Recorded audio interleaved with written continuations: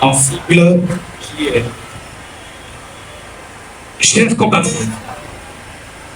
C'est depuis le lendemain de son accession à la souveraineté nationale et internationale que la République démocratique du Congo, notre pays, traverse une situation de crise récurrente, dont les raisons fondamentales sont essentiellement dues au mode de dévolution du pouvoir, ayant comme conséquence logique la contestation de la légitimité des institutions et de ses animateurs, la privatisation de l'appareil étatique, en réduisant ainsi l'efficacité de l'action publique, les disparités en termes d'investissement public et des inégalités croissantes dans le traitement des agents de l'État. Bien que ce constat ait déjà été fait par le constituant, cette pratique hétérodoxe tend, hélas, à se cristalliser et hypothéquant ainsi toute ambition de gouvernance démocratique. Cela est loin d'être sans conséquence, car aujourd'hui, toute la société s'effondre, l'appareil étatique se désarticule et la situation sociale, sécuritaire, politique et économique se dégrade au jour le jour et sans solution efficace préconisée. Chers compatriotes, pendant ce temps, plus de 6 millions de nos compatriotes ont été sauvagement massacrés. Plus de 7 millions de déplacés internes enregistrés. Plusieurs autres violés systématiquement. Et d'autres encore ont perdu la vie à cause des crises armées qui, fondamentalement, ne justifient que par la recherche effrénée d'assouvir les appétits gloutants de certains brebis galeuses.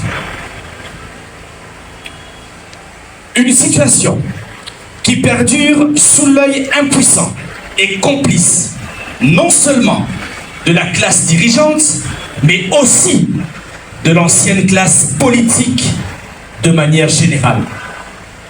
Point n'est besoin de rappeler que cette classe politique et les autres forces vives s'étaient résolues à Pretoria, en Afrique du Sud, de signer un accord qui a d'ailleurs permis la mise en place des institutions de la transition, de quelle a résulté la Constitution de 2006, telle que révisée à ce jour, gage de l'actuel ordre politique et institutionnel.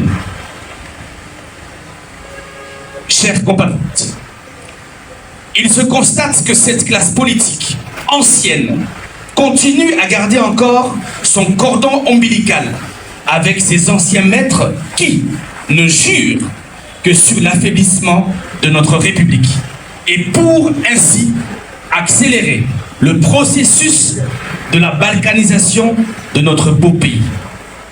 C'est ainsi, il ne cesse de favoriser toutes les chaînes de déséquilibre et surtout d'agiter la fibre tribale, régionale, clanique et autres. La nation s'effrite à cause de la propension entretenue de ces antivaleurs qui, à cause, excusez-moi, pourtant, ces antivaleurs semblaient déjà reculer. Heureusement, notre peuple a toujours manifesté sans relâche sa ferme volonté de vouloir vivre collectif. Par ailleurs, la caporalisation outrancière de l'appareil judiciaire reste la seule raison fondamentale de l'absence de son indépendance. Et, ayant comme corollaire l'impunité, l'injustice, la discrimination, cela se voit aujourd'hui dans la protection des criminels proches du pouvoir. des arrestations intempestives, des voix discordantes, les discriminations que subissent certains Congolais à cause de leurs origines, de leur appartenance politique ou sociale. Le cas le plus récent et flagrant est celui de notre cher compatriote Chaki Ndala. Nous y reviendrons. Chers compatriotes, sur le plan socio-économique, bien que le gouvernement ait prétendu avoir accru de manière spectaculaire le budget de l'État, il s'observe paradoxalement une dégradation avancée des conditions de vie et de travail des agents publics de l'État. Situation qui déstabilise les cellules familiales. La non-exécution des budgets d'investissement et surtout le manque de volonté à accompagner les initiatives innovantes que présentent certains privés, pourtant porteurs de projets d'investissement, condamnent la jeunesse de notre pays à vivre dans une situation de sans-emploi et par voie de conséquence de pauvreté. Ainsi donc, l'État lui-même jette maladroitement des fertilisants à la criminalité urbaine qui semble dépasser les limites de capacité des responsables de la coalition au pouvoir, en mettant ainsi en évidence leurs caractéristiques des hommes du passé. Au lieu de se focaliser sur des projets structurants, ce pouvoir préfère plutôt s'évertuer à la gabegie financière sans précédent.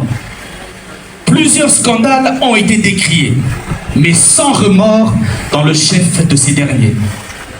Le détournement des montants faramineux, dilapidation et autres faits encore, je répète, le détournement des montants faramineux, dilapidation et autres faits encore, le dernier en date, c'est ce fameux dossier de financement des clubs étrangers de football, je cite Barcelone, Milan AC, AS Monaco, au détriment de ceux du pays.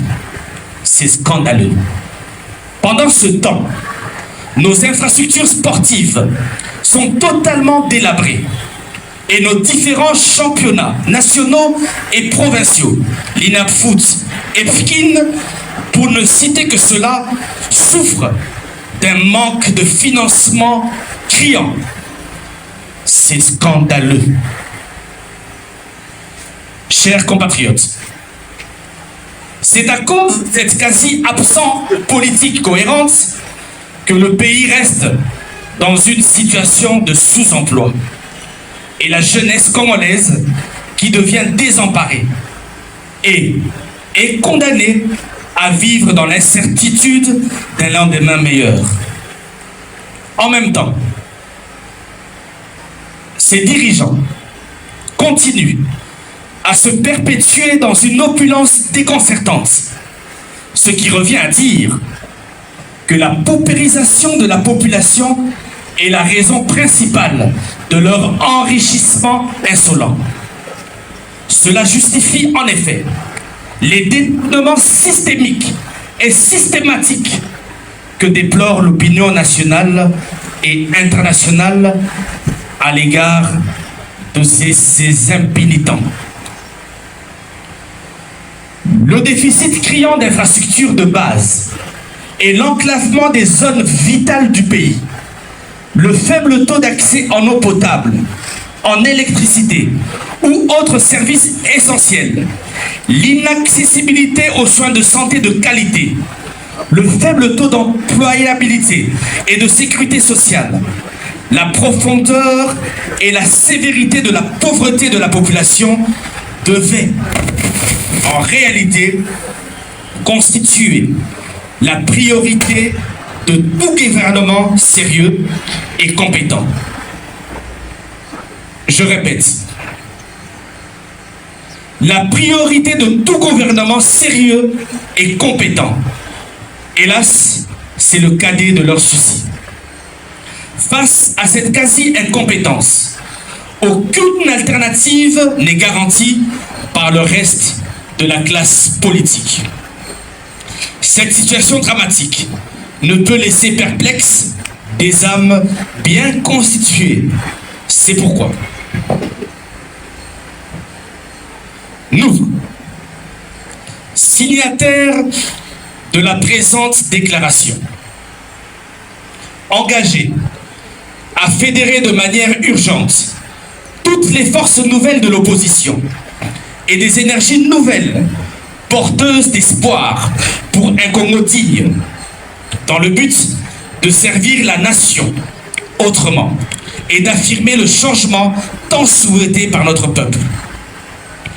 La génération rupture considère que les multiples crises récurrentes qu'a traversées et qui continuent d'ailleurs à subir jusqu'à ce jour notre pays sont dues essentiellement à cause de l'égocentrisme de l'ancienne classe politique qui s'est évertuée à diviser notre peuple, à dilapider les fonds publics, à désarticuler notre système de défense et surtout à comploter avec les ennemis de la République en lieu et place de construire un avenir radieux pour tous. Chers compatriotes, soucieux de prendre nos responsabilités devant Dieu et l'histoire pour ainsi sauver le bateau Congo qui chavire, et étant donné que nous sommes de ceux qui gèrent au quotidien l'opinion nationale, nous ne pouvons pas afficher une attitude expectative face à cette incapacité notoire et complicité de l'ancienne classe politique, au risque d'être taxés de complices naïfs par des générations futures. Chers compatriotes, tout en saluant à juste titre les initiatives de paix engagées en international, la génération rupture considère que la démarche menée jusque-là par le tandem ECC-Senko mérite d'être soutenue et surtout accompagnée par tout notre peuple, car elle permet d'aplanir les divergences fondamentales et de planifier l'avenir sur une voie consensuellement tracée. L'occasion faisant le larron, elle espère vivement que les initiateurs, à savoir le CC-Senko, s'abstiendront à sombrer dans la discrimination et l'exclusion en se fondant sur des méthodes astucieuses et marchant ainsi sur l'expression volontariste de la majorité silencieuse valablement représentée ici. Cependant, la génération rupture considère que le souci de rechercher la paix ne doit pas être suspensif du besoin réel de la justice, sans laquelle toute paix n'est que factice. C'est pourquoi elle exige que les auteurs, les co-auteurs et les complices de ces crimes décriés si haut soient déférés devant leur juge naturel pour qu'ainsi le droit soit dit et que la justice soit faite. Ainsi seulement que nous honorerons la mémoire de toutes les victimes de leurs actes et nous découragerons ces pratiques infâmes. Il n'y aura pas de paix sans vraie justice. Chers compatriotes, les forces politiques de l'opposition, Génération Rupture, attirent l'attention du tandem ECC-Senko sur les manœuvres dilatoires du pouvoir en place et sa volonté d'exclure certains acteurs pourtant essentiels. Plusieurs sont dans l'incapacité de venir au pays et d'autres sont injustement placés en détention ou même en prison. Le cas de Jacques Ndala, ce père de famille, ce vaillant combattant de la liberté. Sa libération, sans condition, et celle des autres encore, seront indubitablement un adjuvant essentiel pouvant doper la cohésion nationale. Libérer Jacques Ndala. La génération Rupture convie les associations et les partis politiques à adhérer massivement à cette dynamique pour qu'ainsi soit changé définitivement le rapport de force, gage de la gouvernance démocratique et de laquelle est tributaire le développement harmonieux de ce beau pays, qui est la République démocratique du Congo.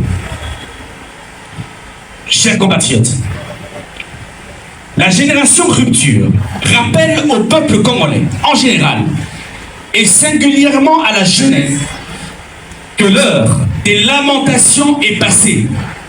Il faudrait désormais agir pour imposer la rupture et un changement positif, car la vie de toute la nation en dépend.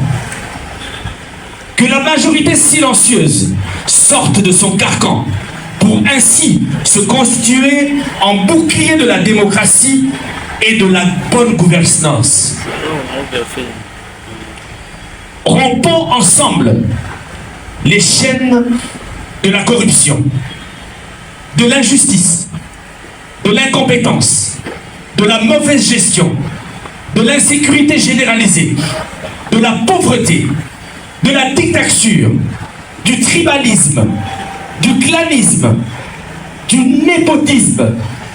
Bref, briser ensemble les chaînes de la médiocrité et redorer ainsi l'image ternie de notre pays, la République démocratique du Congo. Que Dieu bénisse la République démocratique du Congo et son vaillant peuple. Pour les forces politiques de l'opposition, Génération Rupture, j'ai dit et je vous remercie.